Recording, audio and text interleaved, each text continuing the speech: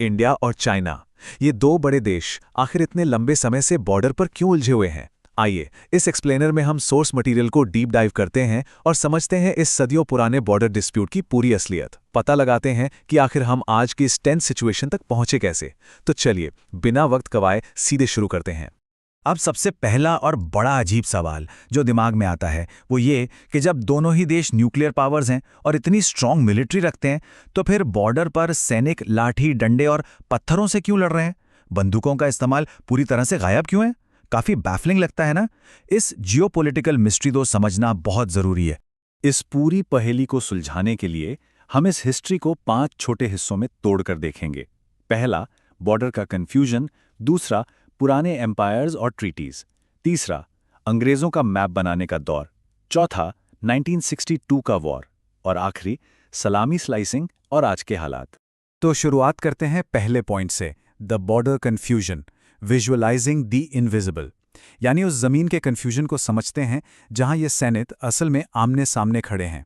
सबसे दिलचस्प बात यहां ये निकल कर आती है कि जो LAC है यानी लाइन ऑफ एक्चुअल कंट्रोल, वो आपस में तय की हुई कोई पक्की बाउंड्री लाइन है ही नहीं। ये सिर्फ एक हेविली डिस्प्यूटेड बिना मार्किंग वाला बफर जोन है। इसके कोई ऑफिशियल ज्योग्राफिकल कोऑर्डिनेट्स नहीं है। इंडिया इसकी पोजीशन कुछ और मानता है और चाइना कुछ और सच बताएं तो यही वेगनेस आज की झड़पों की सबसे बड़ी जड़ है। अब आगे बढ़ते हैं दूसरे सेक्शन पर, ancient empires and treaties, the earliest clues. देखते हैं कि पुराने राजा महाराजाओं के जमाने की ट्रीटीज ने इस डिस्प्यूट का बेस कैसे तैयार किया। अगर टाइमलाइन देखें तो बाउंड्रीज का आइडिया बहुत पुराना है। 625 AD के विशाल तिब्बतियन एम्पायर से लेकर 1684 की ट्रीटी ऑफ टिंगमोस्कैंग तक, जहां पहली बार पेपर पर बॉर्डर ड्रॉ करने की कोशिश हुई। लेकिन यहां सबसे क्रूशल टर्निंग पॉइंट है 1842 की ट्रीटी ऑफ चूशुल। इस ट्रीटी पर डोगरा रूलर्स और तिब्बत के साथ साथ चाइना ने भी साइन किया था। इंडिया आज अक्साई चिन पर जो अपना दावा इतनी मजबूती से रखता है, उसकी हिस्टोरिकल फाउंडेशन यही ट्रीटी है। लेकिन यहां एक कैच है, इन पुरानी ट्रीटीज में कोई एग्जैक्ट नेगोशिएटेड लाइन ड्रॉ नहीं होती थी। इनमें ओल्ड एस्टैब्लिश्ड फ्रंटियर्स जैसे वर्ड्स यूज होते थे। फ्रंटियर का मतलब कोई सटीक बॉर्डर लाइन नहीं, बल्कि दो देशों के बीच का एक खाली अनऑक्यूपाइड बफर जोन होता था। यानी चीजें शुरू से ही काफी वेग थीं। अब सीधे जंप करते हैं 19वीं सदी में हमारे तीसरे सेक्शन पर, the British map making era, the great game. उस टाइम ब्रिटिशर्स को लगातार डर रहता था कि रशियन एम्पायर उनकी तरफ बढ़ रहा है, और इसी पैरानोया की वजह से उन्होंने हिमालय के पहाड़ों में मैप मेकर्स भेज दिए। और उन मैप मेकर्स ने बेसिकली एक कार्टोग्राफिक चेस गेम खेलना शुरू कर दिया। 1855 में उन्होंने बनाई जॉनसन लाइन, जिसमें अक्साई चिन और बाकी important strategic points British India के अंदर रखे गए। इंडिया आज इसी को मानता है। पर फिर 1899 में चाइना को खुश करने के लिए एक revised Macartney MacDonald line propose कर दी गई, जिसमें अक्साई चिन का काफी बड़ा हिस्सा चाइना की तरफ दे दिया गया। आज भी दोनों देश इन्हीं अलग अलग लाइनों का रेफरेंस देकर अपने क्लेम्स पुश करते हैं। इसके बाद एक बफर जोन क्रिएट करने के लिए ब्रिटिशर्स ने 1914 में शिमला कन्वेंशन ड्राफ्ट किया। इसमें तिब्बत को इनर और आउटर रीजन में डिवाइड किया गया और ईस्ट में मैकमोहन लाइन एस्टैब्लिश की गई। पर सबसे बड़ा मसला क्या था? चाइना ने ओपनली इस पर साइन करने से इनकार कर दिया। इस रिजेक्शन ने सॉवरेनिटी के इस हिस्टोरिकल डिसएग्रीमेंट को और ज्यादा डीप कर दिया। यही टेंशन्स मिड 20th सेंचुरी तक आते आते उफान पर आ गईं। हमारा चौथा सेक्शन, 1962 का war, drawing the modern lines. अब वक्त आ चुका था जब पेपर पर बनी ट्रीटीज रियल फिजिकल कॉम्बैट में बदलने वाली थीं। इसी बीच चाइना ने एक बहुत बड़ा स्ट्रेटेजिक मूव चला। उन्होंने अक्साई चीन के डिस्प्यूटेड एरिया के बीचों बीच सीक्रेटली हाईवे G29 कंस्ट्रक्ट कर दिया अपनी मिलिट्री लॉजिस्टिक सपोर्ट करने के लिए। और शॉक की बात यह है कि रोड पूरी बनने तक इंडिया को इसकी भनक भी नहीं लगी। ये एक क्लियर सिग्नल था कि अब कूटनीति फेल हो रही है और हेवी मिलिट्री मैन्यूवरिंग शुरू हो चुकी है।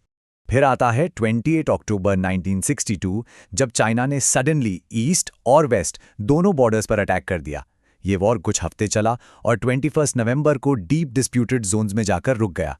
रिजल्ट क्या हुआ? Line of actual control exactly वहीं बन गई जहां उस दिन दोनों साइड के ट्रूप्स खड़े थे। यानी सैनिक जहां थे वहीं फ्रीज हो गए, और वहीं से आज का ये highly complicated zigzag LAC buffer zone बन गया। अब वापस आते हैं उस शुरुआती सवाल पर, लाठरी और डंडे क्यों? इसका जवाब मिलता है 1993 और 1996 के पीस एग्रीमेंट्स में।